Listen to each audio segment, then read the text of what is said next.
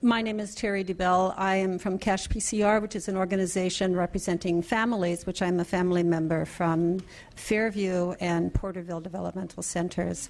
I'm also a member of the Future of the Developmental Centers Task Force and currently the Developmental Services Task Force. This is an issue very important to me. My brother passed away 15 years ago this month after living in the community for a short period of time and a long time in a developmental center and a long time at home before that.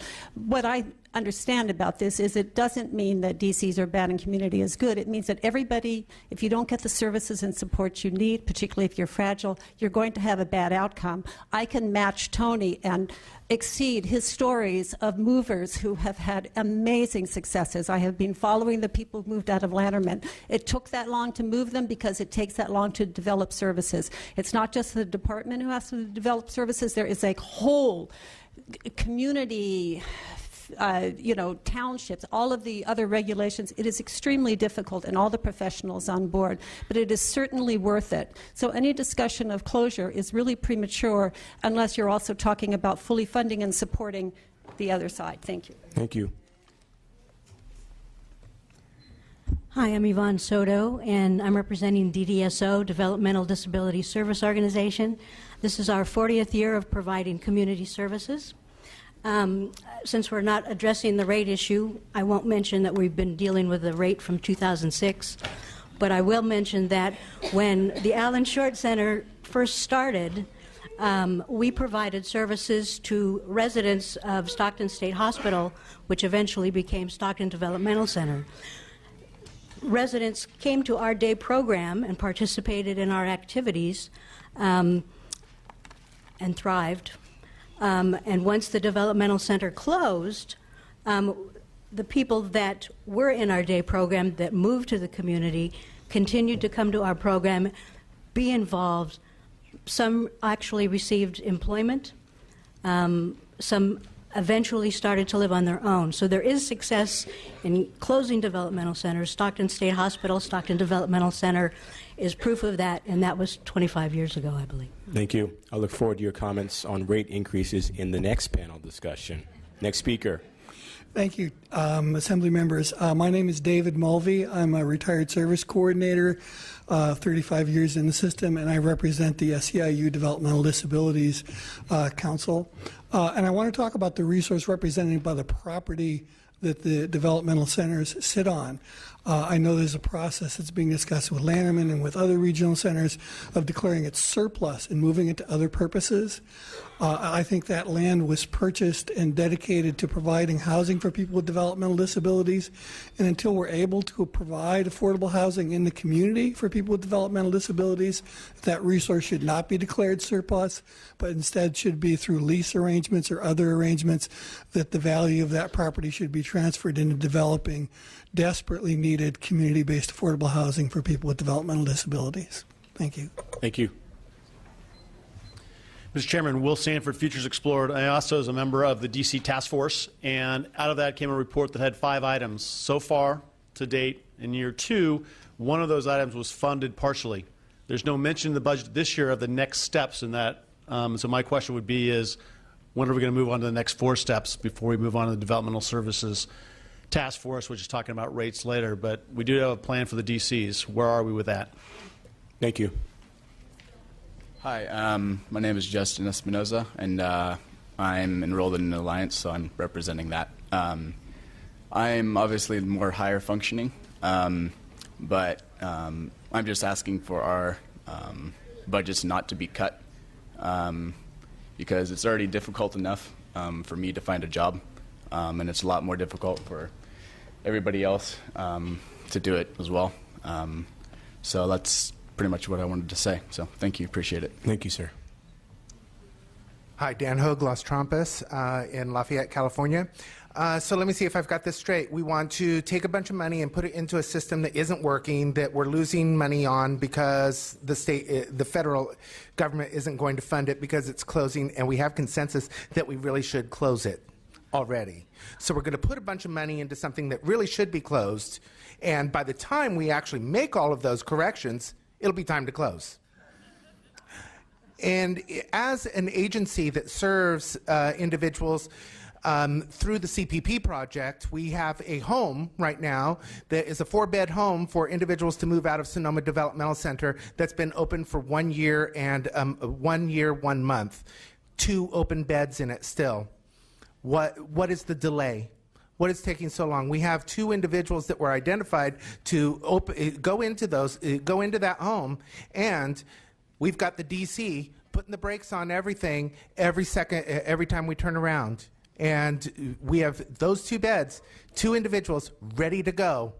And here we're now looking at, they were identified in June of last year, and now we're looking at not entering them into the program until June of this year. Real problem. Thank you. Thank you, and thanks for the great work you do at Las Trampas. Hi, this is Catherine McCoy with San Andreas Regional Center. I work in the community placement plan there, and I helped with the closure of Ag News. I'm also here as a representative of SEIU Developmental Disabilities Council. I sit on the Delivery Service Task Force as well. And what I want to say is I support the closure process because I think it's important that if we're IPP driven, and I thank Assemblymember Thurman for his disclosure that he used to work at regional centers, so he understands what that's about. The IPP process has to be kept, and we have to do it carefully, we have to do it over time, and we have to do it with adequate funding, because we can't place these individuals twice. It has to be done once, and it has to be done right. And if you get it wrong, there's no way out. And what we have right now with the folks at Sonoma and with Fairview is we're down probably to some of the most significantly challenged people to place, and that takes, unfortunately, the most amount of funding to develop what we need in the community. So I just want us to be cautious about that. I know everybody wants to do that, but I think we need to be cautious. Thank you so much. Oh, sorry. Hey, this is Joe Downing here I'm from an outfit called Progressive Employment Concepts, which is sponsored by Alta California Regional Center. And I would not have gotten here where I am today without Alta.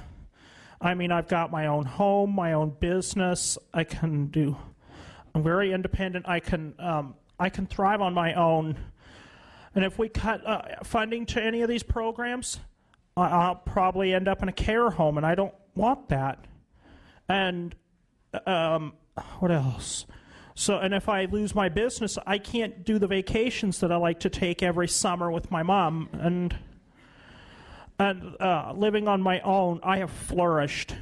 My roommate was in a care home, and if he hadn't gotten the help he got, he would still be in the care home. Unfortunately, would still have been in the care home. And I wouldn't have gotten to make friends outside of the home without, I wouldn't have met him if it wasn't Progressive. I'd be stuck at home. So we can't cut the budgets. We can't do that. Can't cut funding. Is there anything else? You actually did a great job. Thank you very much.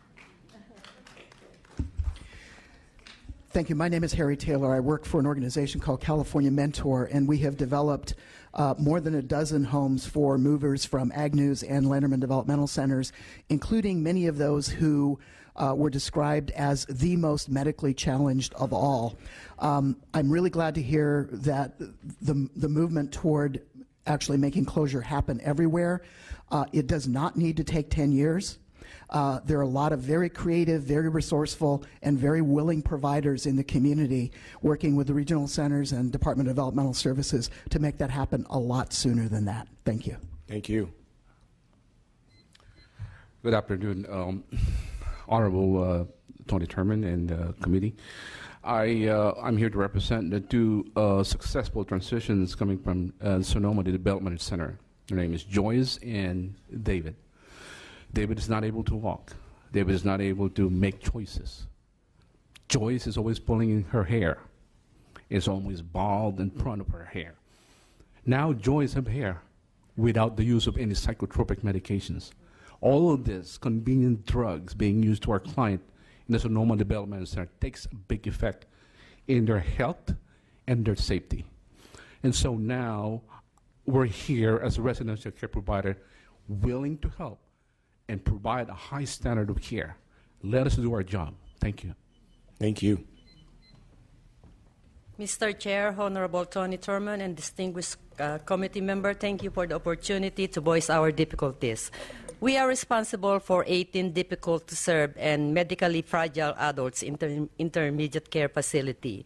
Challenging in many ways, but truly a blessing as we rewarded a genuine appreciation for the care we provided by families and friends, and foremost our clients themselves. As we continue to face strict and evolving regulatory guidelines, including federal mandates, labor laws, liability insurance, and workman comps, to name a few, we are being asked to do more and expect less. We all know the outcome of the tight budgeting means to a very small business operation with no economic of scale to fall on, a substandard service. But to continue to fund an operation that serves only a few, a failing developmental center is a total blunder to all the residential care providers who barely make it to the next pay period. While we continue to fund almost $500,000 per client per year in a developmental center, a large portion of are barely able to participate in a $400 summer camp every 2 years. Thank you.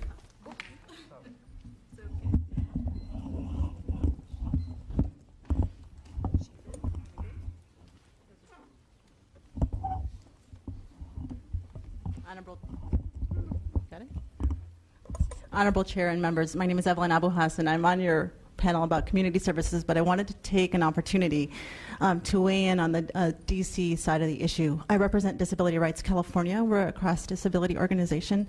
I want to say that we agree with many of the comments that former Assemblymember Erner said about closing the institutions and minimizing the loss of federal funds. We encourage that the property that's where the DCs currently stand be used for community-based housing for people with developmental disabilities that are going to be transitioning out into the community. This was done very successfully with Harbor Village down by Fairview. We encourage that. The same with Shannon's Mountain. I want to encourage the department and the Health and Human Services Agency to work to minimize loss of federal funds during the transition period, so those funds can be used in the community for people for appropriate community-based services and supports. And with that, I look forward to presenting on the community panel. Thank you. We look forward to your presentation, Counselor. Thank you. Thank you. My name is Kathleen Miller, and I represent Sonoma Developmental Center. I'm the president of the Family and Friends and Residents Association. And I feel like I'm a fish swimming upstream, but I'm going to say what I want to say. I'm concerned about this rush to closure, this fast, let's get this done quickly. I was a member of that DC task force, and that consisted of many opposing voices, but the one thing we all agreed on was that there needed to be a safety net for the DDS system, and that it is full of gaps right now. I'm going to talk about a couple of, let's call them gaps. Dental care. Right now, particularly for those who need anesthesia dental, they can't get it. Adaptation and repair of durable medical equipment, real crisis services for those who are getting kicked out of their community homes, real medication management for people like my son who are dual diagnosis. And the problem is you can't just throw money at this problem and expect it to be solved. You have to take time, you have to plan, and we have a Sonoma coalition that's working on that right now. And please, please don't rush, because if you do, people are going to suffer. People are already suffering with the downsizing, and some of our people are going to die. Thank you. Thank you. Good afternoon. My name is Molly Dillon. I serve on the board of Parent Hospital Association at Sonoma Developmental Center, where my brother has lived for 14 years, now currently in a decertified unit, and he is doing great. I have another story. I've listened to stories about those who've moved out of DCs and who've done great. I have a different story.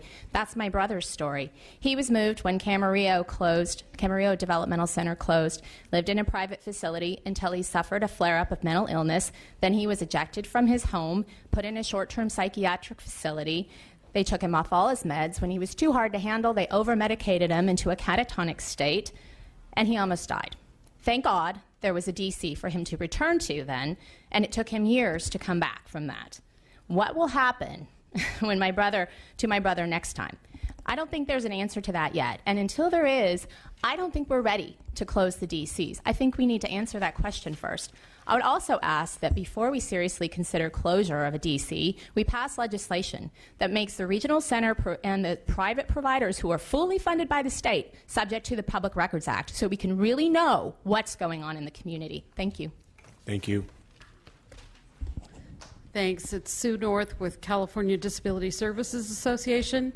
Just very quickly, 2 points. One, when we're looking at the backfill loss of federal funds, remember to double every number that you're handed, because it's the total cost of those beds, not just the fact that the federal government is dropping out of a portion of the funding. It becomes 100% state funds, and just those 4 units that the state dropped the appeal about, cumulatively, we're now, in this budget year, moving into the 4th fiscal year of doing this, and the ongoing added cost to state taxpayers has been $40 million with no improvement plan, no change, and we're still where we were 4 years ago, which was we're right around the corner of getting the federal funding back, and then we'll move on and look at these 4 cottages. It hasn't changed since the beginning, and at some point, leads me to the other point that I wanted to make, which is we feel as if we're at the brink of something, but we've been standing there now for going on 2 or 3 years. It is time to make a decision. That's all. Thank you. I'm Kobe Pizzati with California Association of Psychiatric Technicians. We represent roughly 1,300 licensed and certified psychiatric technicians and psychiatric technicians assistants working in the developmental centers in Sonoma, Fairview, and Porterville. I would like to say that one of our members, well, now a former member, Brad Whitehead, was serving on the task force for the future of developmental centers, and he was an employee of Lanterman Developmental Center for 35 years before it was closed. He wanted to follow the individuals that he cared for into the community. However, the failed community state staffing program just would not allow it. Our developmental centers are the only places where you can find licensed direct level of care staff for everybody. Everybody there is licensed or certified. So basically, that is, one of our main strong suits in being a developmental center. We support the governor's budget and his full funding, but we really oppose the idea of closing the developmental centers. That's just folly. Thank you. Good afternoon, Mr. Chair and other members. Thank you very much for the opportunity to speak. My name is Mark Victoria. I'm with ASME Local 2620. We represent about roughly 300 mental health professionals, including psychologists, licensed clinical social workers, and the individual program coordinators within the developmental centers. And of course, as you're towards the end of the line, a lot of what you're doing is echoing what other people have said. And so, just to echo what my colleague Kobe had just said as well, is just quality of care with the staffing that is there, and then also closing the developmental centers really removes a safety net within the entire system. So we are against the closures, and we just appreciate your support. Thank you. Thank you. Hi, my name is Sarah. Hi, my name is Sarah. We are in the we work at UCP Working. We are disabled program, and we don't want this budget cut at all.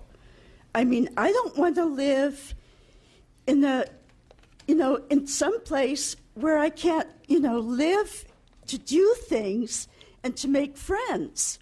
It's awful. I hate it. And it's got to stop. I'm tired of it. And I just hope that this budget cut will be over for good. And I pray to God for this. I want this budget cut finished.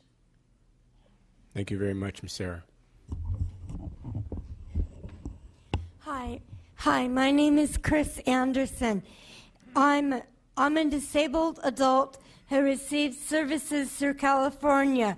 With the 10% rate increase, our day programs will crumble or be forced to shut down, and we won't have enough staff to train the disabled people to get jobs in the community. Please help me. Please give us the 10% rate that we deserve.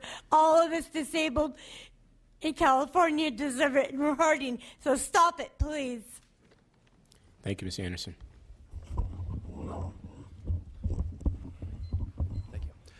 Hello, my name is Joe Cashel. I'm an administrator of a CPP home. Actually, Dan spoke a minute ago about our home a little bit. I wanted to just talk a few minutes about, or less than a minute, about my experience at SDC. When I go there, I've spent many hours there observing clients to make the transition as smooth as possible for my clients coming out of Sonoma and into my home. The care there, what I want to point out is the staff pay rate there compared to the services they provide is completely off kilter with what my staff are paid and the services that we provide in the home. I've actually had to supervise 12 or 15 Sonoma clients in a room while I was observing the client because the staff left. My staff, 2 people on one client half the time, okay? It's a huge discrepancy. Sonoma does not provide good services. I've seen it there myself, and I encourage all of you to go yourselves and look. They do not provide good services, and they do need to be closed. 10 years is probably a good time, though. Thank you. I got it. Thank you. Tony, my friend, Mr. Thurman, Rick Hotchkins. I must say that I am a member of Capital People First here in Sacramento, run by and for people with developmental disabilities. I'm also a member of the Supported Life Institute's PAC committee, and also a member of the Department of Developmental Services Consumer Advisory Committee for Alpine, Colusa, El Dorado, Nevada, Placer, Sacramento, Sierra, Sutter, Yolo, and Yuba counties. You know, Mr. Thurman, you know about the School for the Blind in Fremont. That's where I was, and that is very much like a developmental center. And I would disagree with one prior speaker who said that the services in the community are fully funded. They are not since the Schwarzenegger administration. The DCs are, so something's wrong with that picture. Thank you. Thank you, Mr. Hoskins. I think you represent more counties than I do in my assembly district. Thank you. Probably true. Next speaker. Good afternoon. First of all, I'd like to say, Assemblymember Grove, I'd like for you to share the crown of Queen for a day with Dion Aroner, or you could share it for the whole budget season. That's perfectly appropriate. I'm Stacy Sasson. I represent an agency here in Sacramento where we have quite a few DC movers. Quite a few of them are in those packets that you received. And I've heard a couple of parents and family members come up and say that, it won't work for their family members, and I'd like to invite you. You can find me in the hallway. I'll give you my business card. Please come and do a tour and see what's available for your family members, because we have a number of people who are too medically fragile or too behavioral to be in the community, and they're thriving, and I'd like for you to see that. I'd also like for you, Shannon, you were instrumental in a couple of the individuals that we moved out a couple of years ago, that it didn't take anywhere near 10 years. I think it was more along the lines of 30 days to get them out. So, 10 years, we don't really need that, and I don't really feel like the people at the DCs need to be incarcerated, if you will, for 10 more years. So please conclude. Okay, so in conclusion, they don't need to be there for 10 more years. We don't need 10 years to get them out. We can do it really quickly, and we can do it very successfully. But what we do need is 10% in our budget increase, because we can't afford to pay our folks like you guys pay at the developmental centers, $24 an hour. Our direct support professionals are making $10.50 an hour, and they deserve way more than that. So I'd like to say I am here in support of the 10% increase. Thanks. Thank you. I assume you're starting our next panel. Thank you. Next speaker. Hi, I'm Michelle Ramirez, representing On My Own Independent Living Services, also a member of CDSA and California Supported Living Network. And I have had the honor and privilege to help move many clients out of several DCs in the 9 years that I've been with my company. And I've seen lives change amazingly. The stories I've given and shared over the years up here have been amazing. And I just want to say that some of the numbers thrown out today, $44 million lost federal funds is too much. $530,000 per resident per year in an archaic system is too much. 10 years is too long. We just have to look at this. We have to really look at this and plan. But I need to be able to pay my direct service staff half of what a psych tech gets in a DC. We need to move that money into the community and improve lives. Thank you. Thank you. Carlene Holden with Easter Seal. I've participated in the hearings for many years now on the same topic. I've got to say we've learned a lot of lessons over the years. Many of them have been painful, but the quality of the support that people are getting when they are moving literally improves every year. I appreciate the expertise you guys are bringing to the table to make these decisions, and I think things are getting better and we are moving in the right direction. Clearly, we're willing to partner to make it move even smoother and more efficiently. Thank you all.